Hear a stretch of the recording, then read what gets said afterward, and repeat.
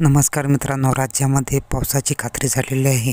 मात्र कुठे, कधी आणि किती पाऊस पडणार आहे याविषयी संपूर्ण माहिती आपण या व्हिडिओत बघणार आहोत. तर व्हिडिओ संपूर्ण बघा आणि व्हिडिओला ज्याने लाईक आणि चॅनलला सबस्क्राईब केले नसेल त्याने चॅनलला लाईक आणि सबस्क्राईब करा. तर व्हिडिओ संपूर्ण पहा. कुठे आणि किती जास्त पाऊस पडणार आहे तर व्हिडिओला सुरुवात करूया. आज आहे 25 डिसेंबर 2024. आजपासून परत शेतकऱ्याला अंदाज येणार आहे, कारण की शेतकऱ्याला सांगितलं की राज्यामध्ये 27 डिसेंबर 28 आणि 29 डिसेंबर राज्यात अवकाळी पाऊस पडणार, म्हणून हा अंदाज लक्षात यायचा. पाऊस येणार आहे निश्चित, म्हणून हा अंदाज लक्षात यायचा. राज्यातल्या सर्व शेतकऱ्याला सांगू इच्छितो, ज्यांचा कांदा काढणी चालू असेल उद्यापर्यंत तुम्ही काय करा, कांदा झाकून ठेवायची तयारी ठेवा. ज्यांची मका उघड्या असेल तर मका देखील झाकण्याची तयारी ठेवा, म्हणून हा अंदाज लक्षात यायचा. पण राज्यातल्या शेतकऱ्याला सांगू इच्छितो की राज्यामध्ये सांगायचं झालं तर म्हणजे 27, 28, 29 म्हणजे शुक्रवार, शनिवार आणि रविवार पाऊस येणार आहे, म्हणून हा अंदाज लक्षात यायचा. आणि तो पाऊस सांगायचं झालं तर तुम्ही बघू शकता, म्हणजे परवाच्याला म्हणजे तो पाऊस येणार आहे इकडून यवतमाळ, म्हणजे 27 तारखेला म्हणजे 26 तारखेलाच मध्यरात्री, म्हणजे उद्या मध्यरात्री तर यवतमाळ, नांदेड इकडे पाऊस सुरू झालेलीच आहे. आणि लगेच शुक्रवारच्या नंतर तो पाऊस तिथून पुढं इकडे नांदेड जिल्हा, परभणी जिल्हा, लातूर जिल्हा, हिंगोली जिल्हा, अकोला जिल्हा, वाशिम जिल्हा, त्याच्यानंतर अकोट, शेगाव, खामगाव, त्याच्यानंतर अचलपूर,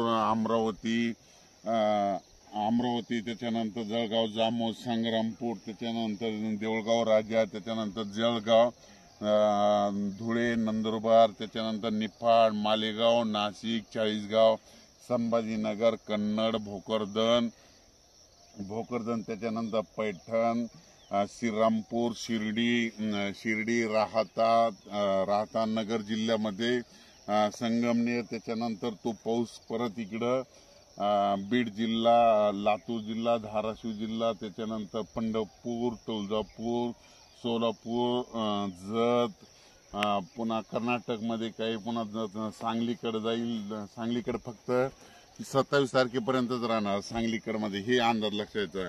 त्याच्यानंतर श्रीगोंदा, त्याच्यानंतर तो पाऊस कडाष्टी, त्याच्यानंतर लगेच इंदापूर, पुणे, तसाच तो पाऊस असा ह्या पट्ट्यात येणार आहे. पण राज्यातल्या सर्व शेतकऱ्याला सांगितलं की म्हणजे राज्यामध्ये इकडे परतवाडा आणि त्याच्यानंतर चिखलदरा त्या भागामध्ये मात्र 27, 28 तारखेला गारपीट होण्याची शक्यता आहे, म्हणून हा अंदाज.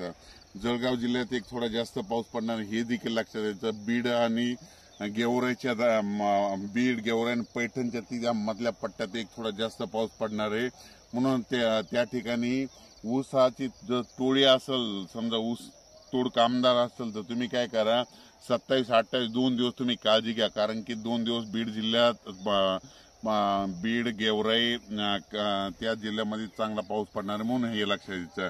जळगाव जिल्ह्यात देखील चांगला पडणार आहे, म्हणून हे अंदाज लक्षात. त्याच्यानंतर इथं बुलढाणा जिल्हा, टुनकी, नांदुरा, संग्रामपूर, शेगाव, अकोट, त्याच्यानंतर डोणगाव ह्या भागा, लोणार ह्या भागात देखील थोडा जास्त पडणार आहे, म्हणून तुम्ही तुमची काळजी घ्यायची. अचानक वातावरणात बदल झाला तर लगेच मेसेज दिला जाईल, पण वातावरणात बदल काय होणार नाही, म्हणून परवाच्याला मात्र शुक्रवारी मात्र ह्या टायमाला पाऊस पडायला दिसेल, म्हणून हा अंदाज लक्षात घ्यायचा. म्हणजे राज्यातल्या सर्व शेतकऱ्याला सांगू इच्छितो की राज्यामध्ये पाऊस येणार आहे, कन्फर्म आहे, येणार आहे, निश्चित आहे, म्हणून हा अंदाज. मात्र 30 तारखेच्या नंतर परत राज्यामध्ये नवं वर्षाचं स्वागत थंडीनं होणार आहे, म्हणून हे अंदाज लक्षात.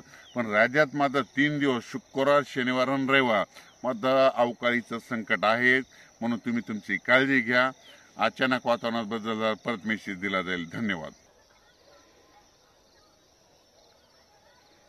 हा व्हिडिओ तुम्हाला कसा वाटला आम्हाला कमेंटद्वारे जरूर कळवा आणि व्हिडिओला लाईक आणि चॅनलला सबस्क्राईब करायला विसरू नका.